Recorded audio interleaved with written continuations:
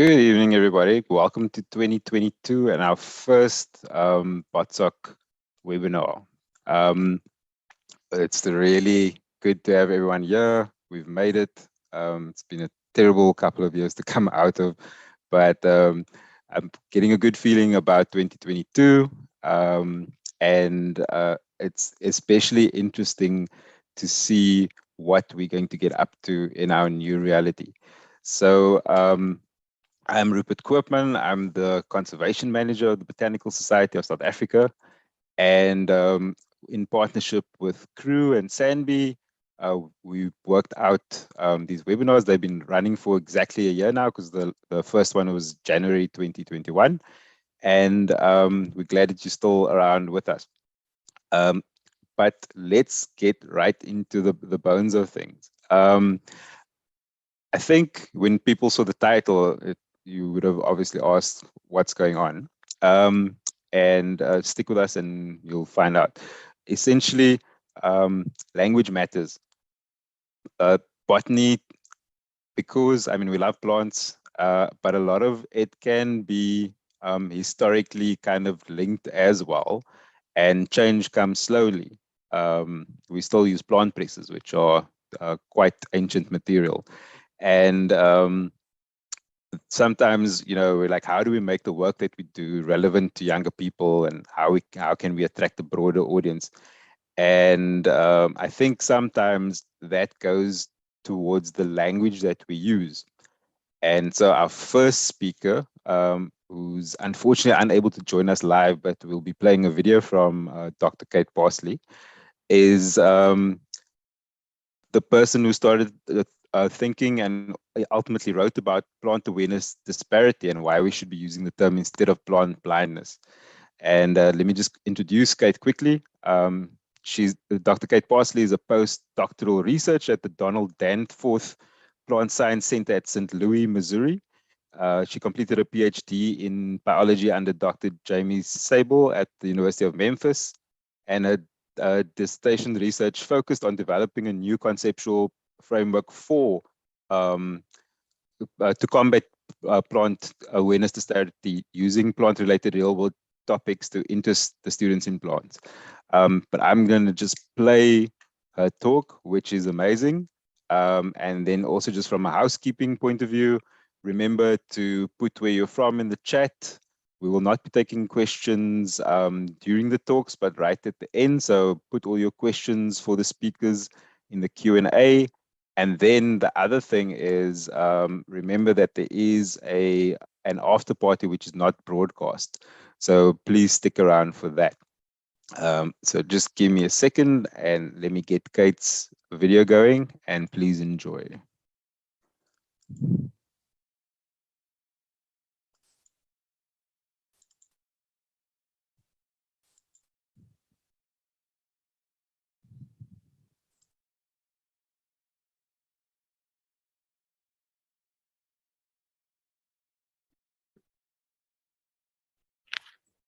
Hello, I hope you all are having a wonderful evening. I am here today to talk to you about plant awareness disparity somewhat. I wish I could be there in person or virtually, but unfortunately I have a class and a scheduling conflict for your usual meeting time. But I'm going to talk to you a little bit about a paper I wrote back in 2020, coming up with a new term for plant blindness.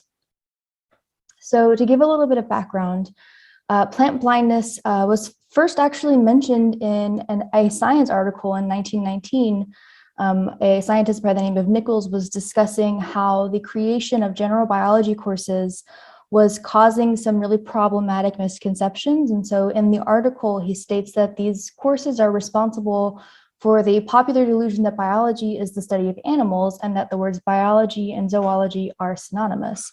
So while the term plant blindness or plant awareness disparity did not exist at this point in time, that's the earliest record of anything resembling the phenomenon that I have been able to find in the literature. So obviously this problem has been going on for quite some time. In the early 1990s, 93 and 94, the term zoochauvinism came about. And zoochauvinism is a little bit different than plant blindness because it talks about animals are being better than plants, in general, people thinking that they're more important or more interesting to learn about. And so this was kind of the first step towards finding a term for the phenomenon of plant blindness. But it's still a little bit different because plant blindness, as we know, is a little bit more attentional in nature, not just attitude focused.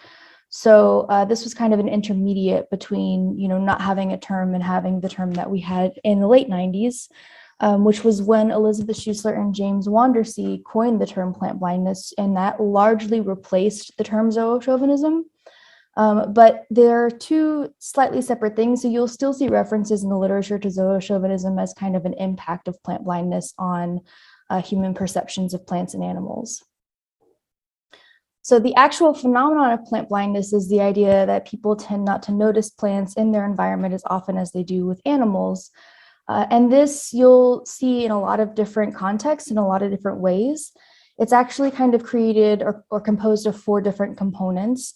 The first one is attention, which is actually physically, visually not noticing plants. So a lot of times you'll hear this discussed as like walking outside and having the people around you notice plants only as a green backdrop or a green blur to the other activities that are happening, whether they're with animals or with humans or man-made structures. Plants are just kind of visually placed in the background in service of other things whenever we're looking around at our surroundings outdoors. The second component is attitude, which is kind of where zoochauvinism comes in. It's not liking plants very much. It's not enjoying learning about them very much. And so a lot of times this is where zoochauvinism can intersect with plant awareness disparity, in that, when we think that we don't like plants, then we tend to choose something that we like more than plants. And then we tend to place more value on animals than we do on plants, if that is something that, we believe about plants. So the third component is knowledge, and that's not understanding the importance of plants to the biosphere and to human affairs. So a lot of times people think knowledge is just knowing things about plants when it comes to plant blindness, and that's not actually the case, because Jim Wandersee and Beth Schussler both specifically discussed in one of their early plant blindness papers that specifically understanding why plants are important is the really important part of the knowledge component of plant blindness. And then the fourth component is relative interest, which is finding animals more interesting than plants. Again, this is another way in which zoochauvinism kind of intersects with plant blindness. But yes, this is a lot of times you'll see this in general biology courses, or any course really that you have to discuss plant material with students who may not necessarily be interested in plants on their own. And you'll hear things like, oh, why do we have to learn about plants? Plants are so boring, they don't do anything. Which is not necessarily true at all, but it's just a symptom of students having this problem and not caring about plants as much as they do animals. So as a whole, these 4 components and the phenomenon leads to really naive and anthropocentric points of view. Again, thinking things like plants don't matter and humans don't need plants, or even thinking things like, oh, I'm going to be a doctor someday, or I'm going to be a veterinarian someday. I don't need to know about plants. Why do I have to learn about plants for my biology degree? Which is obviously not the case. And then there are also misconceptions about plants, things like plants don't evolve, plants aren't alive, they don't do anything, they don't move. A lot of students think that plants don't move at all, even though plants do move, just not on the same time scale that we can see. And then, of course, there are a lot of misconceptions that can also impact botanical literacy and scientific literacy. So just the scientific understanding of plants and their role in our lives, in our world, and our ecosystems, and in biodiversity. And so these, this phenomenon, while it may seem, something that's a little bit more lighthearted, like, oh, students just don't like plants, it actually has really important ramifications for a lot of other parts of science education and literacy. So in 2020, I wrote a paper where I proposed a change in terminology from plant blindness to plant awareness disparity, which I will refer to as PAD for short.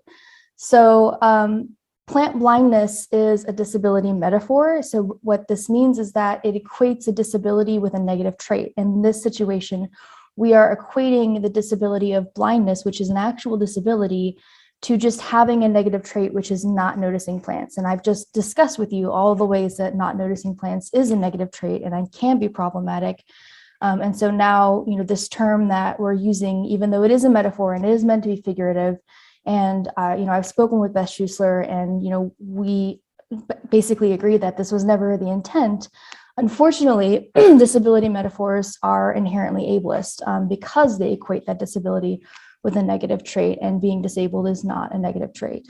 So using PAD is a more inclusive way to preserve the true meaning behind the term plant blindness without actually using the term plant blindness. And on the right-hand side here, there is a meme that somebody made of my paper, and I stumbled across this on Facebook. And I thought it was absolutely really great and interesting, because I've never seen anybody make a meme out of a scientific paper from my field before, because, science education and especially botany education is a really small field. So I was very excited to see that. So a lot of times, when I say I use plant awareness disparity, the first thing that people tell me is that's a really long term.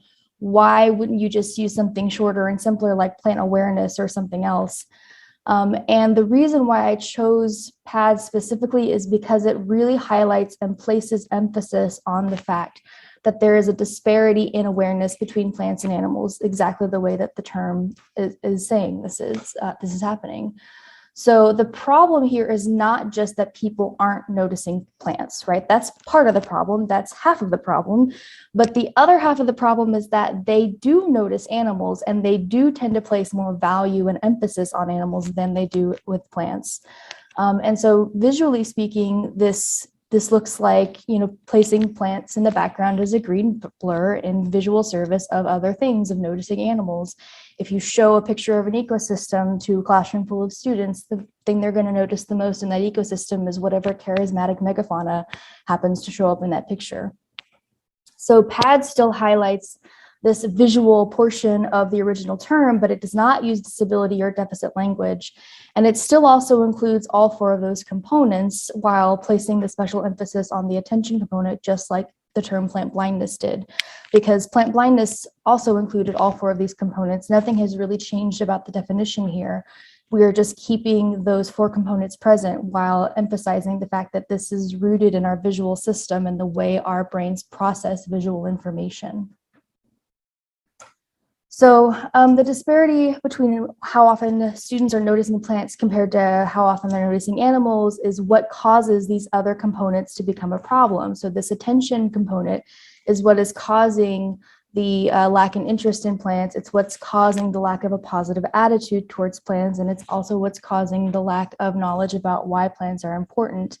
And so this is the meaning that I wanted to preserve with this term, and hopefully, continue to create a term that is still useful and stays true to the original definition and inclusive of all four of those components, while also, eradicating the need for disability and deficit language.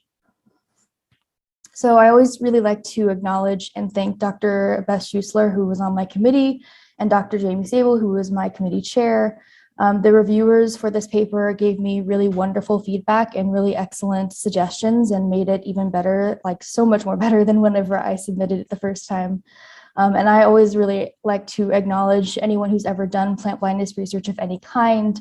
Obviously, I wouldn't be able to talk about this with you today if I hadn't read their papers and learned from their experiences and their science. And it has been a really fun and enjoyable time to do so. And I wrote my entire dissertation on this subject. So obviously it's something that I feel very passionately about, and I'm very excited to be able to contribute to this field of research. If any of you have any questions about the term or what my motivation was for coming up with it, or if you have any other discussions that you want to have with me, my contact information is on the right side of the screen. You can contact me via email. I'm on Twitter, and I also have a professional website as well if you prefer to look up my work on there. And Rupert has my current publications and all my contact information as well. So if you would like to reach out via him, I'm sure he can also connect us. So thank you so much for listening, and I hope you enjoy the rest of your discussions. And yeah, I hope you have a great evening. Thanks so much. Well, as people who notice plants, we know most of that already. but it's really nice to have it in a theoretical framework so that we can organize our thoughts better to get the message out better. And I just, yeah, I mean, the first time when I encountered Kate's work online, it was just boom in terms of how do we pitch ourselves as plant lovers that we are contemporary and you don't want to use them with it, but let's go with that. And able to change as necessary, because the plants are adaptive. Why aren't we? And I just wanted to quickly share something, and then I will introduce the next speaker.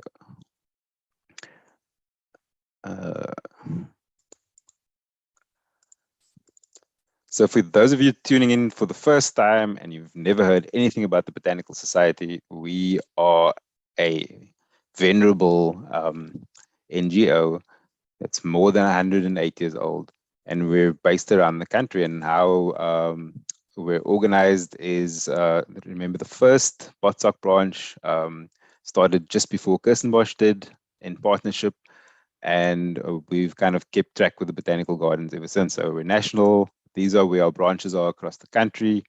The smiley faces are where our branches are taking part in the various City Nature Challenge, iNaturalist, and Great Southern BioBlitz work.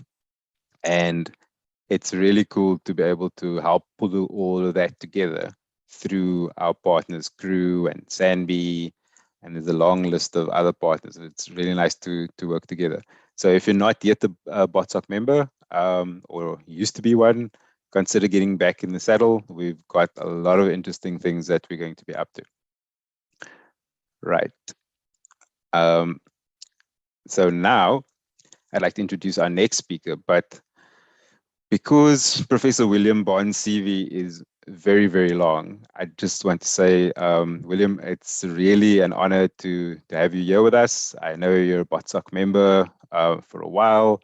You know, for anyone studying in this field, the work that you've been doing for the longest time has been foundational. And it's really nice to get your feeling on something new, and also the fact that your paper actually also has the title of awareness disparity. And if you could switch on your camera and share your screen, we'd like to hear what you've got to say about biome awareness disparity, which is plant awareness disparity just at a bigger scale. And also, William, can you hear me? There we go. I can hear you. I'm just fiddling around with these things as always. Oh, there No we worries. go. Right. Oh, thanks. So I need to share screen now. Yes, please.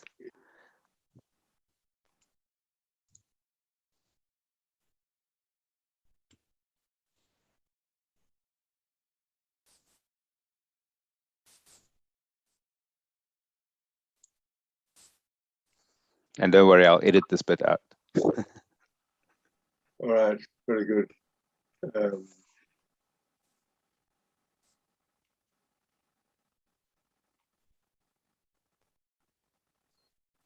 Well, cool. Good to go.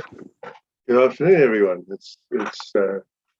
I wasn't aware of these BotSoc webinars, and had a look at them in preparation for this talk now, and I've really enjoyed them. I think it's a great idea. So Rupert asked me to talk on this, why biome awareness disparity is bad. And let me do that. So it comes from a paper that's just come out, or about to come out, led by Fernando Silveira from Brazil, and a whole bunch of authors, including an Australian, Alan Anderson, me, Elise Busan, and others. Published in Journal of Applied Ecology, and it's linked to the UN Decade on Ecosystem Restoration. There's Fernando.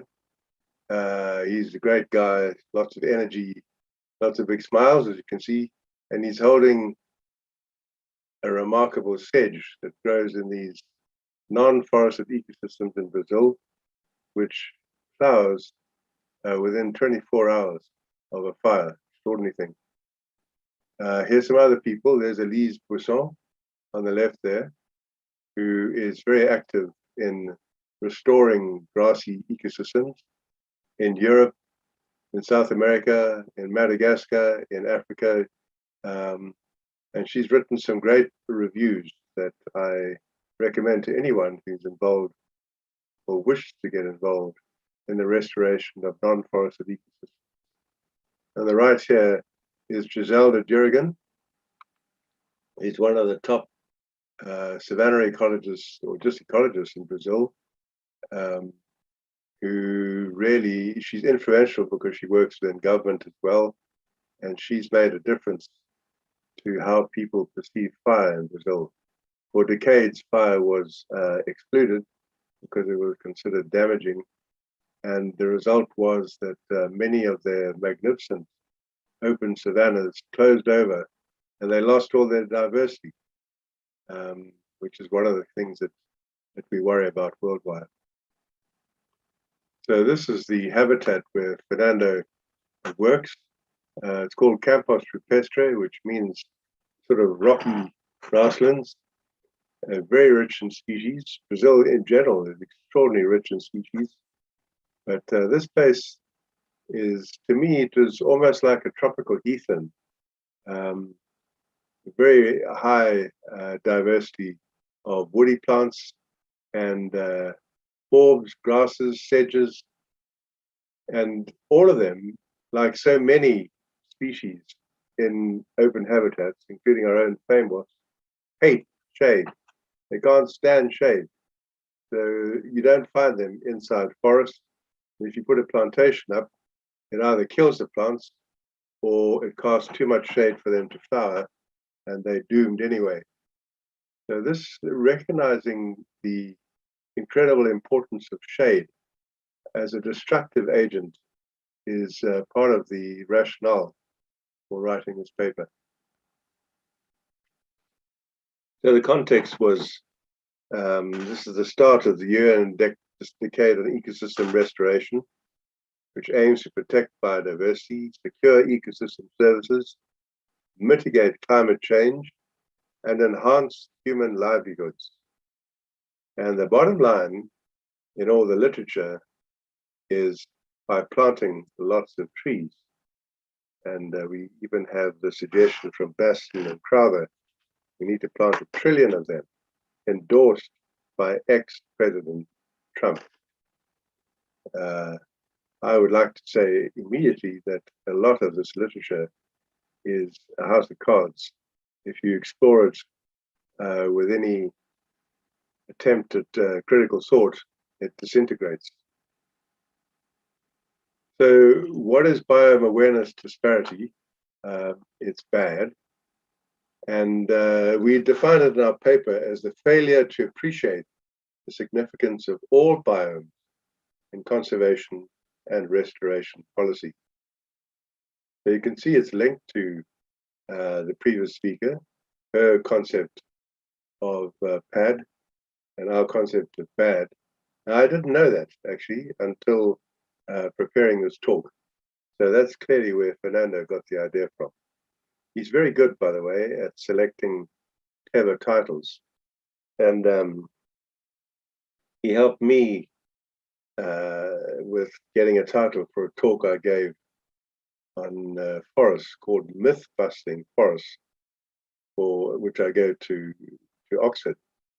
And the huge advantage of myth busting is that if you've watched that American program, it tightens the way you think, it tightens the kinds of tests that are feasible, and it makes it possible, feasible, to compress a huge amount of material to a small space.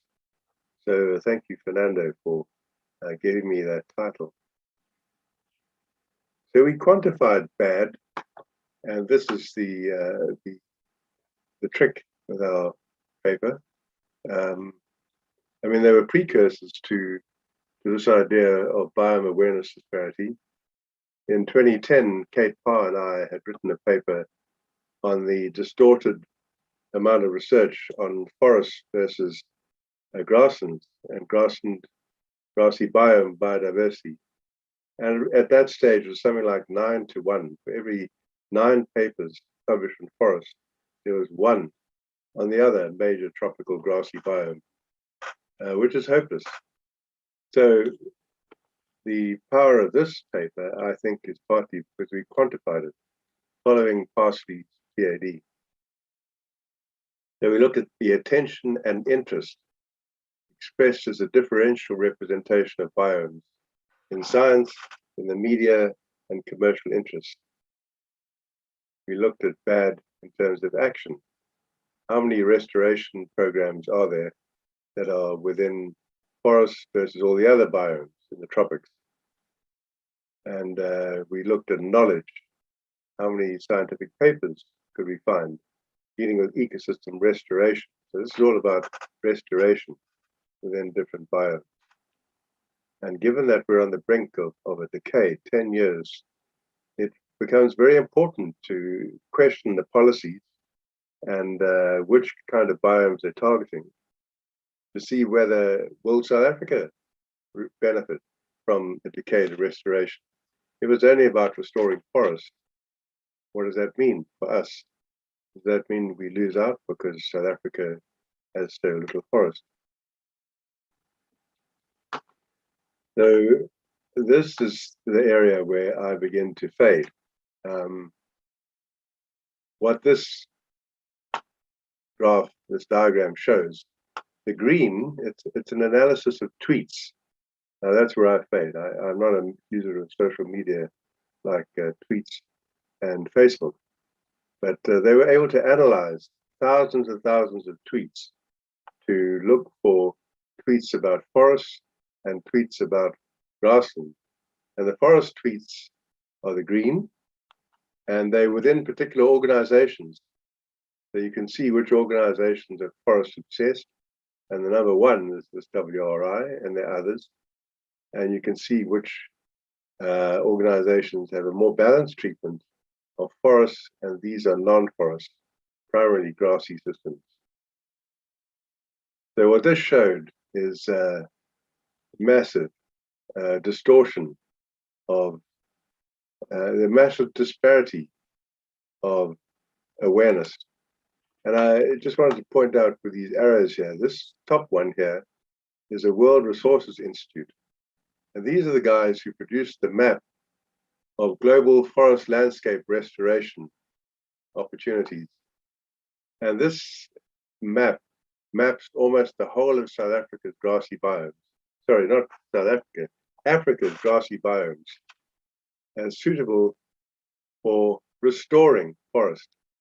The fact that it's savanna, the fact that it's been savanna for millions of years was ignored in their analysis and in their maps. They have a map of degraded areas, deforested areas, which includes the Serengeti and includes Kruger National Park.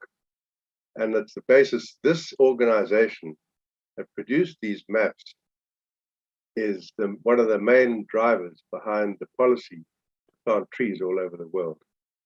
So beware, WRI. And despite many papers criticizing their analysis, they have never withdrawn or changed their web page to indicate that these areas have natural ancient grass. Plant for planet, well, you can see that the only plants that they're planting are trees. There's not a single mention of grassy ecosystems in the Plant for Planet program. The most disappointing one for me is IUCN. IUCN, when it comes to policies on tree planting, on restoration, is disastrous.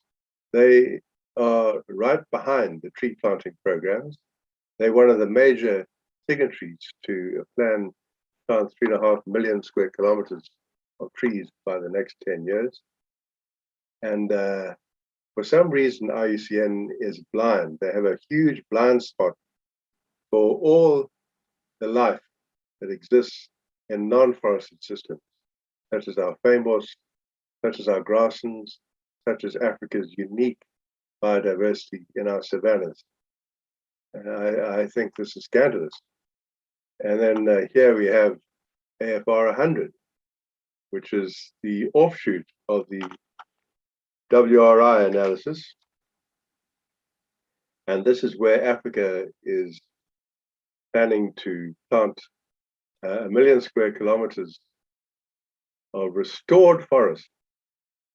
Each country pledges some amount. And the plan is to do this in the next 10 years as part of this restoration business. And the carrot is millions of dollars. Millions of dollars, although the actual amount of dollars is completely trivial if you want to read the analysis. It works out as about 15 Rand a hectare that AFR 100 will be spending paying people to plant trees. Nevertheless, in Africa, where foreign currency is gets you a long way, AFR 100 has had a lot of support. And recently in South Africa, our Department of Environmental Affairs, Forestry and Fisheries has produced a program, 10 million trees, plant 10 million trees. In fact, that target is quite low and it's spread over 10 years. Nevertheless, where are they going to plant it? For what reason? And what does 10 million mean? How large an area is that? How much carbon will it actually sequester? And those questions you have to ask, because the science behind this stuff is extraordinary Mickey Mouse. But I'm moving away from bad. And the point here is there is this massive disparity of awareness as measured by tweets. Now, it could just be that there's so much more forest than non-forest that you'd expect there to be a lot more interest in forests. And here's a map of the tropical biomes that we looked at. We restricted it to the tropics. We wanted to cover the whole world, but we lacked the expertise within our group, and it would have taken a hell of a lot more work. So it ended up as just being the tropics. And what you can see here is the dark green are rainforest, the lighter green are dry forests, and the orangey colors are the grassy, tropical grassy biomes, the savannas and C4 grasslands. And then the red here indicates areas that are deserts, too dry to grow forest. And this just takes it out in terms of area coverage. And here you see that forest and savanna are about equal. They're about equal in terms of the percent area that they occupy.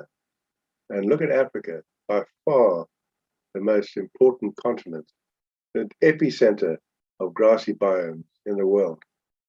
So when they target Africa, it's because Africa has these magnificent savannas. And these programs that emerge out of Europe and the Eastern United States are to soak up carbon that is emitted by the industrial countries of the North. We clearing up their mess. So now we might expect that the percentage of primary restoration studies, so how many restoration studies are there in these different biomes? And here we see again this biome-awareness disparity, where based on area, should be about a 50-50 split. In fact, the 85% versus 9% split. There's a massive disparity with the restoration projects greatly centered around tree planting. We need to be very aware of this. We know very little about how to restore grassy ecosystems. There is some work done in this country. And a pristine grassy ecosystem has an enormous amount of carbon below the ground and has very high biodiversity. But the secondary ones, once they've been plowed up or destroyed by forestry, you lose all of that biomass below ground, and you lose all the unique diversity associated with the grasslands. So we have huge areas of ignorance We're beginning to discover more. At last, we are getting some research going on how our grassy ecosystems work, how we might restore them. But in global terms, we are nothing. And the problem is that the financing going into these restoration projects is blind to the non-forest systems. People only understand restoration in the context of plant some more trees. Now, this is the analysis of Fernando and colleagues on the output of scientific papers dealing with opportunities in planning or techniques of monitoring, sustainability and resilience and so on. And the green just shows you, again, this massive imbalance where the science is all being done on the forest, and the grassy side of things, the grasslands of the tropics, which cover half the area of the forest, are extraordinarily neglected. So we have to fight for this, and we hope that our paper might help contribute to make people aware of this and to use this biome-awareness disparity as just how bad things are and how they need to be better at the start of this decade of restoration. So how do you fix bad? How do you make biome-awareness more equitable, more interesting? And I welcome your ideas. At this point, I should leave you for 5 minutes while you write your ideas down on paper. But I'm probably running out of time by now. In fact, in South Africa, I think we have so little forest that we're not obsessed with trees as in other parts of the world. We do give a lot of attention to our magnificent famous, to the extraordinary diversity of the succulent karoo, and we're beginning to give attention to the wonderful, remarkable diversity within grasslands. The montane grasslands are just amazing. And our savannas, we've always loved, but those most more for the animals than the plants. These are our ideas for fixing bad. To try and decrease disparities through improved education. And for the Brazilians, that starts at school level. I'm very interested in that. School right through to university. Get into those primary schools and don't have endless lessons on the wonders of trees, how forests create air that we breathe. That's absolute nonsense.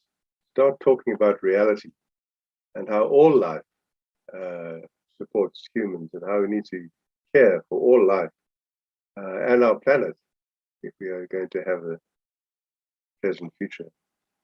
We need to change vocabulary, misperceptions, biases, where deforestation is used instead of degradation. So it's only cutting down of trees that matters. That's implicit in the term deforestation instead of degradation. Whereas degradation could be the removal of the grass layer, which could be far more important than the loss of a few trees. The mapping of open biomes is a major research challenge and a technical challenge. You can count trees with satellites, and consequently, people have done just that. It's an endeavor of enormous futility, in my view, that people do it.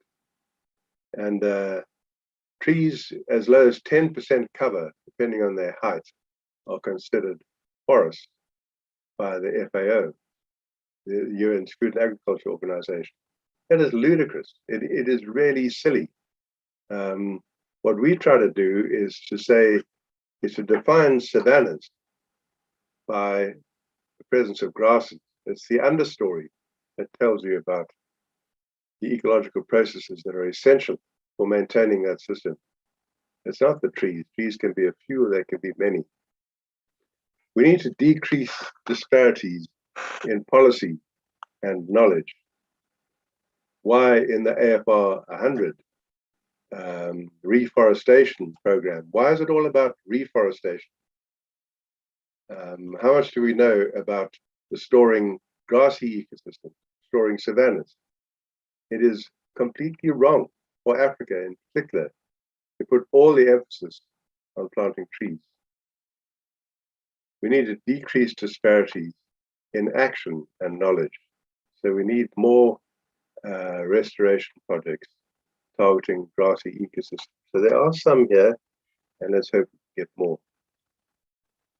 And that's it. And what I've done here is to provide you with some further reading, which you can look at in the recordings.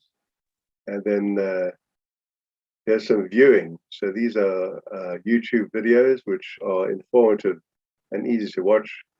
And you could pick up knowledge more painlessly compared to reading. And we have got a web page where you can follow up more on restoring open ecosystems and the nature of open ecosystems. Thanks very much. Thanks, William. Yeah, we'll share all these links. And I just dropped in the chat our BotSoc Felt and Flora article about the 10 golden rules of restoration that came out last year, which will also give you a bit of context if you only started thinking about restoration now. And then in preparation for reading for this, William, you'd be interested to know that in the States, more than half of the federally threatened species are plants, and they only receive 5% of the funding.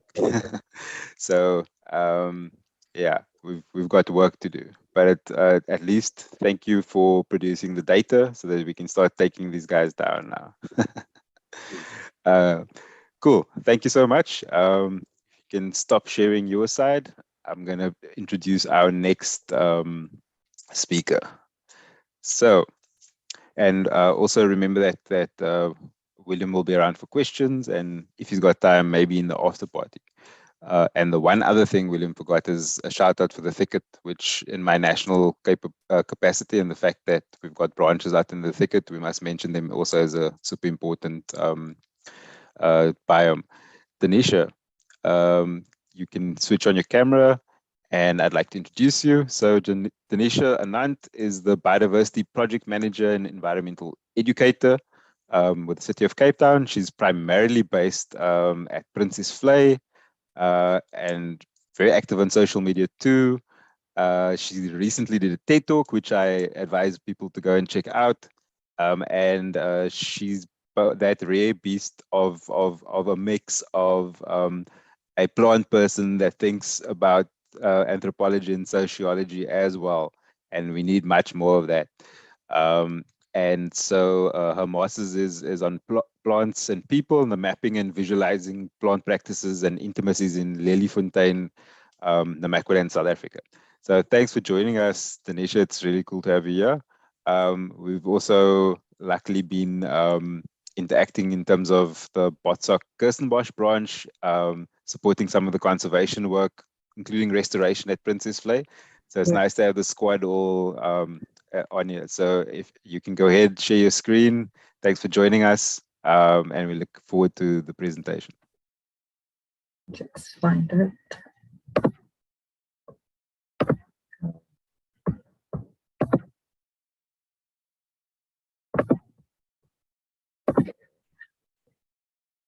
Okay, so Cool. can you hear me? Yeah. Yeah, and see, fine. Thank you. Okay, perfect. Okay, so I wanted to chat a bit about plant conservation and multi-species justice, and it touches a lot on the two papers that were shared, but in a more layman way. So I'll go into multi-species justice because I feel like we all know what plant conservation is, so by definition, I'm not going to go into that. So multi-species justice, I'll break it down. So multi-species is a term used in anthropology. So like Rupert said, my work is focused on plant-human intimacies. And one of the methods or methodologies that I use to explore this is multi-species ethnography. So multi-species is basically a term used to describe the diversity of life and life-giving organisms. other than the human being. So titles or concepts or terms are usually given to plants and other species in anthropology to help dismantle hierarchy. So referring to plants or animals or any other species, bacteria, viruses, as the more than human, for example, which is a concept or a term by Donna Haraway, creates a shift in power and it dismantles the hierarchy. So these species then gain a level of autonomy outside of human superiority. And so in environmental anthropology, where all of this comes from is the shift in thinking.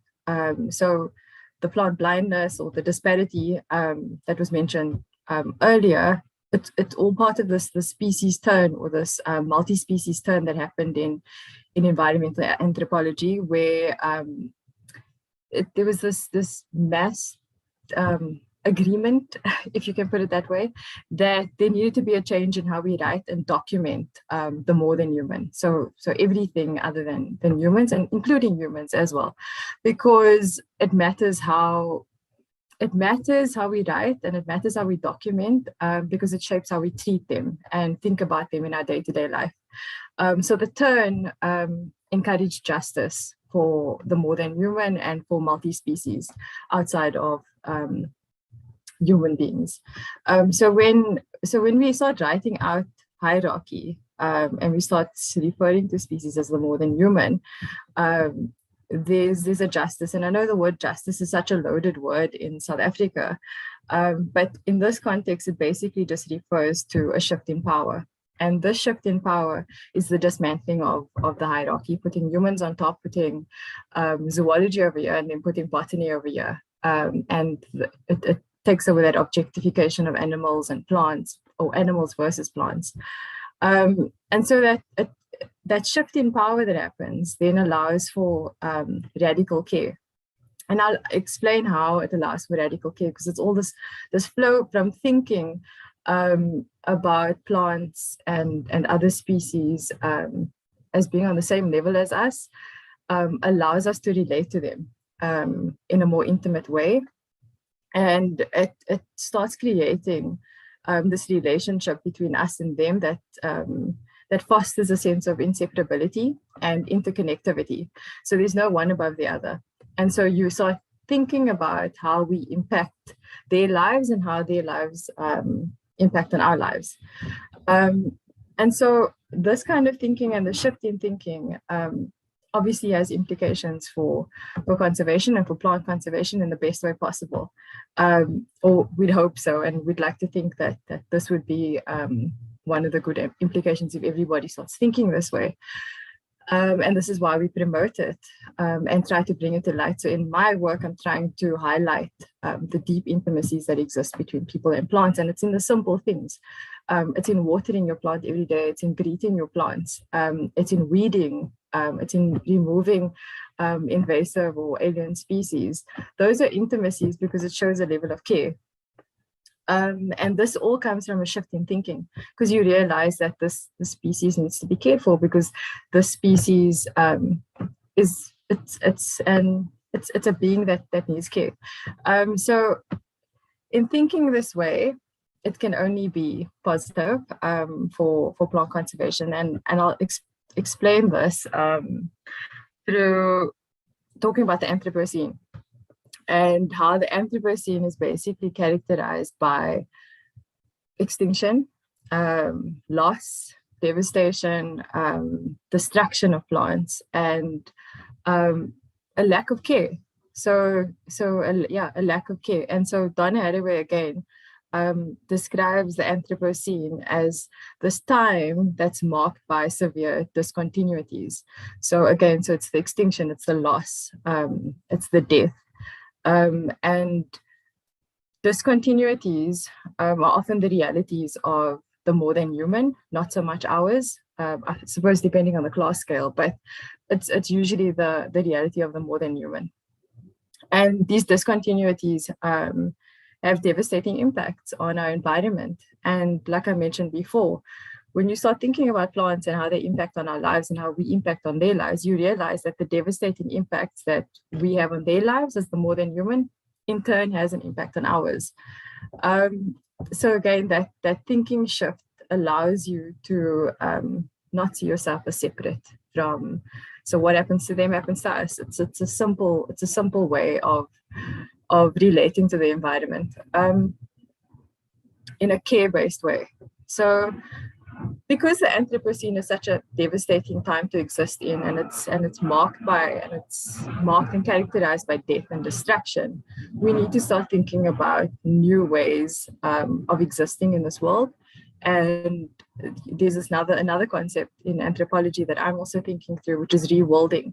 So it's how do we reworld? How do we totally cut out this era of the Anthropocene, which is a human-centered time where humans have characterized the space that we live in. Humans are the center of the time that we exist in, and all of their impacts. We're living in the shadows of our own impacts. And so reworlding allows us to think of a new way to exist. And when we reworld, we think about things like, what would life be if we gave plants autonomy and we thought about them as the more than human, and we dismantled hierarchies, and we acknowledge the intimacies that exist between us and them. Intimacies that come from our forefathers. When we look at how indigenous people relate to land, those intimacies still exist, and we can draw from that. And so it's how do we reworld in that way, and is that a possibility? I know it seems drastic, but we can only hope. So reworlding allows us to think differently about how we view plants and our relationships with them, and it takes us from the Anthropocene and into a new space of existence. And this new space of existence, and something that I'm exploring in my master's, is the Planthropocene, which is an idea by Natasha Myers, and it's an existence where plants are allies to all other species, including us. They're caregivers, they're creators, and we draw from them and we learn from them, and we sort of mimic their behavior so that we can coexist. And it's a completely different world. And yes, it sounds very philosophical, but there are so many teaching points. Plants will teach us to slow down. Plants will teach us about community. Plants teach us about how to care for soil, because you rely on soil. It's simple things that we take for granted, and it's all it all exists within the Planthropocene. So that's something I'm exploring. And again, the Planthropocene is one of the concepts or the ideas that exists within that thinking shift, the species turn. So this is the kind of thinking that we're exploring, and we're trying to put out, and I'm trying to put out into the public space so that we can adopt it as the public.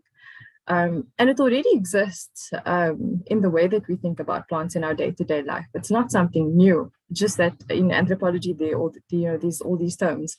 That's what we do in academia. We give them these weird concepts and terms, and it feels like it's not accessible and not relatable. But when you break it down, we've been doing this, So Myers and this concept of the Planthropocene invites us to think about this era of existence where plants are caregivers, they're friends, they're allies. And in thinking about plants and land and any other species, it shifts how we relate to them. So when we start thinking about a plant as an ally, you start thinking about them as being a protector. When you start thinking about them as caregivers, you start wanting to protect them because they're caring for you. So there's a shift in thinking from instrumentalizing plants, commodifying plants, and seeing them basically as a backdrop, like mentioned before, or just seeing them as something to make your room pretty, which is, you can do that as well. But it's that shift from instrumentalizing them to a more political allyship. And this political allyship fosters a deep sense of intimacy between us and the more than human, and us and plants. And it's in that intimacy that care becomes the norm and care is encouraged. And care is the foundation of conservation. And if we can foster that care in the way that in shifting the way that we think about plants and our relations with plants, then we're going to get conservation right on a grassroots level and on a community level, because we all understand this as academics. But if we can translate all of this information to that simple 4-letter word, and then that's where the change happens. That's when the community-based custodianship happens. And so, like I said, so care results in custodianship. And custodianship is the ultimate goal, because custodianship allows us to connect to land, plants, and other species in a very inseparable way. It's an indigenous cosmology. It's something innate. Custodianship is that inseparability. And so, it almost forces this acknowledgement that we are interconnected and depend on one another as a species. That's what custodianship does. When you truly tap into it, it's a belonging that comes from really exploring what it means to be a custodian. You really, you feel like you belong to the space that you're caring for, and that space belongs to you in a very intimate way. And it forces that interconnectedness in a very gentle way. And so this force, it sounds harsh, but this force is masked as simply watering your plants. It's weeding. It's putting in the necessary steps to ensure that plant conservation strategies exist, not only as outputs for funding, but as an actual extension of indigenous and local livelihoods, and not as this imposterous initiatives that gets dumped on local communities to conserve the 17, now 30% of biodiversity. So it's all this. If I have to put it down as a simple process, it's that shift in thinking of plants, of all organisms, as the more than human, because that term or that concept itself as the more than human dismantles hierarchy. It removes us and our superiority complex as human beings and makes us equal. And when we're on that equal footing and we start seeing plants as allies, as friends, as caregivers, we start building relations. And when we build those relationships, intimacy exists. And when intimacy exists, there's a deep level of care, and that care then translates to custodianship. And that's all I wanted to say. So it's that more than human that results in care and radical custodianship. And I'll end off with one of my favorite quotes from a great paper that one of my favorite authors co-authored, Natasha Myers, where she says that care is a slippery word, and any attempt to define it will be exceeded by its multivocality in everyday and scholarly use. In its enactment, care is both necessary to the fabric of biological and social existence and notorious for the problems that it raises when it is defined, legislated, measured, and evaluated. So just care. Thanks so much. I think that's a good summary. And radical custodianship is something we could totally get behind. Remember, we've got the custodians of rare and endangered wildflowers and all sorts of similar things. And I really like the way that you've conceptually packaged this.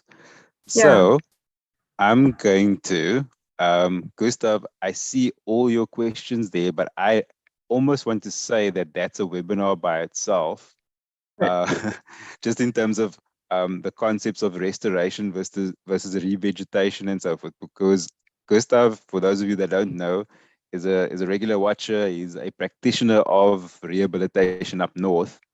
So he's got the hands-on experience, and I think it would be really good to get him and William and some of the other practitioners who do rehab/restoration together, so that we can start putting together also these conceptual frameworks of saying what is restoration actually, because there's a lot of weird stuff, as William pointed out, that people call restoration and are getting money for, and it's damaging the environment. So what I'm going to do right now is, Denisha, stop sharing that side, please. If William and Denisha wanted to ask each other a question or two, just because of the fact that you come from, like, it's different nodes that you come from, and also the intergenerational mix, which I like. Just to see if there's anything that you guys wanted to sort out. And I will respond to people in the chat. And for those who want to continue the conversation, just keep your eye out for the after party link. So at some stage we will stop this Zoom, stop broadcasting, take a break, have some water, and then go onto a different Zoom link. Okay, so William, Denisha. Well, I'm happy to take a question from William.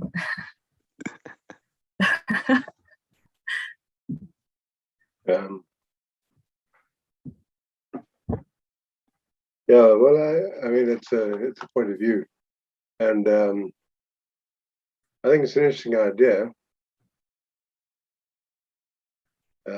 about human.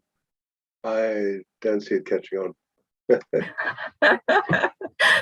No, so it's very philosophical, I think, and I don't think it's meant to necessarily catch on. I think it's like I was saying, you know, all of these theories exist, there are all these concepts, and it's all just the start of thinking differently to generate some kind of awareness that never existed before or was overlooked or was dominated by other ways of thinking about plants and other ways of thinking about the environment and land.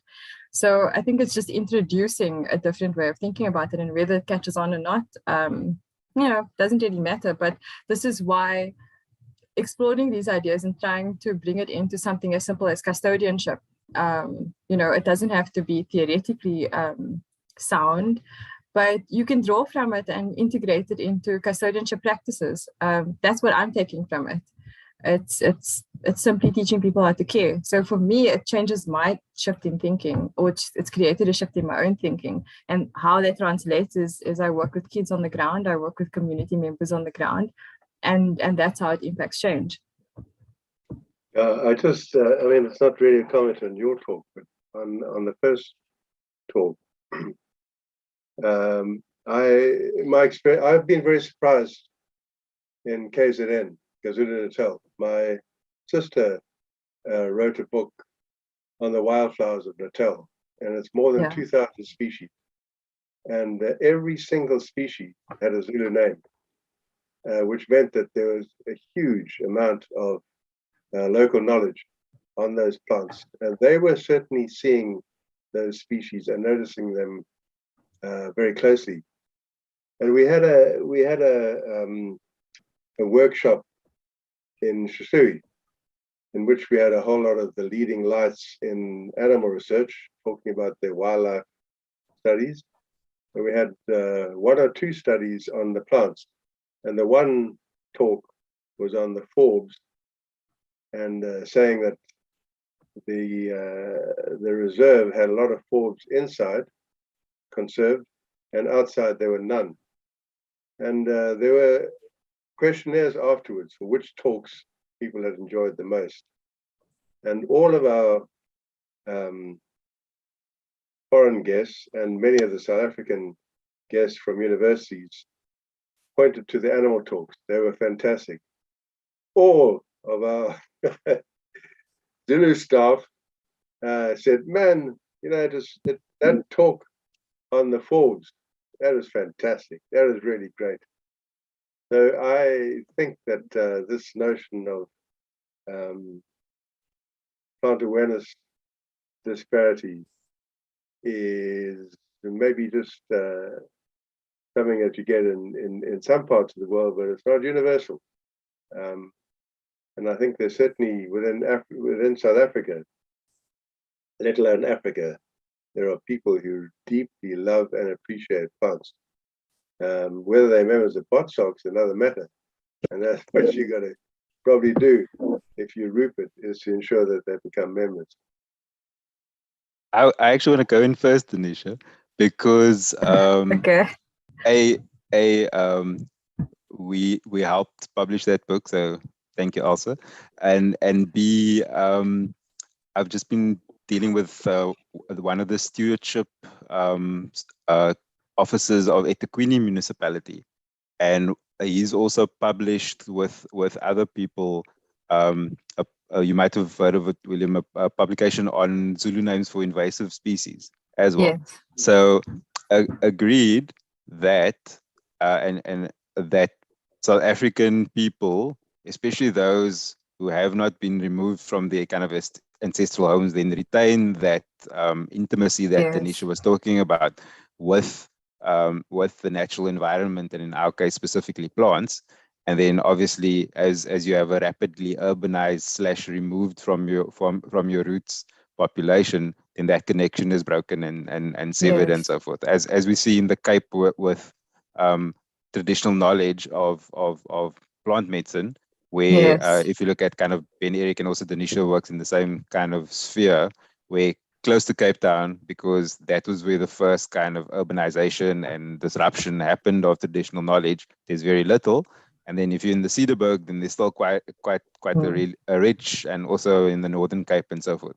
So that sort of relationship is interesting, and where we've got to kind of locate ourselves in terms of plant conservation, plant relationships, people relationships, because South Africa is complex that way.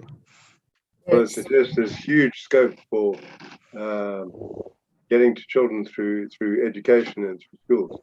You know, to really thrive and appreciate all life. You know, I mean, I really enjoy the animals. I love the big megafauna. They're very important ecologically, besides looking good. But you know, all life is absolutely fascinating. So let's celebrate. And I don't think children would lose the affection, the love for natural things, for plants, with a bit of encouragement.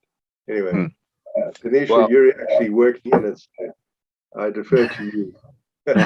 Yeah, because we've done the 2 workbooks, and it's been great. So we've got the Fynbos and Sunbird one, and then we've got the Western Leopard Toad one. And they've taken to both, and they're just as enthusiastic about leopard toads as they are about brown sage. So you know, it's an innate thing for kids, and you just need to tap into it and encourage it. Yeah, because William, Denisha's daughter and mine are about the same age, so we've also been talking about this thing, and where plant awareness disparity really comes in is if you go to, for example, the Custodianship bookshop.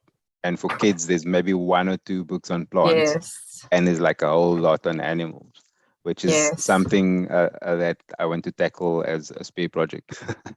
But my grandchildren are quite good on plants, and the test was if they could get Leucospermum hypophillocarpodendron subspecies hypophillocarpodendron, I'd buy them an ice cream.